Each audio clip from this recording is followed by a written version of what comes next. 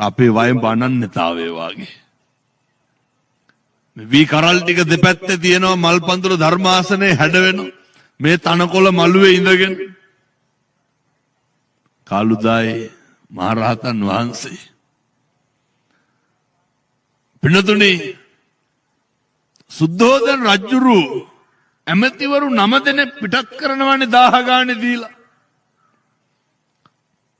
ගිහලා බුදුහාමුදුර එක්කන් එන්න කියලා කිඹුල්වත්තෙන් රජගහට යවනවා. කවුරුත් ආපහු වෙනවද? සේරම බණහල රහත් වෙනවා. අවසානයේ ගෙන්නනවා කාලුදා යමතියා. ගෙන්නලා කියනවා ගිහිල්ලා මගේ පුතා එක්ක කරගෙන එන්න. බුදුහාමුදුරුවෝ මේ මැදින්පුර 15ක් පොය වගේ දවසක කාලුදායි හාමුදුරුවෝ විස්තර කරනවා දැන් තමයි කාලය කිඹුල්වතට වඩින්න.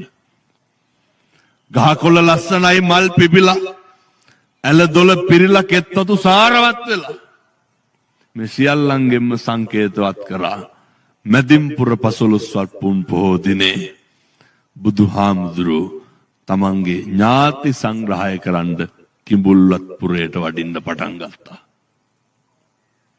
වෙනතර මේ පොය හරි වැදගත්. මේ සුවිශේෂී අරමුණු කරුණු කාරණා සියල්ල පෙරදෙර කරගෙන තමයි බණ අහන්න ඕනේ.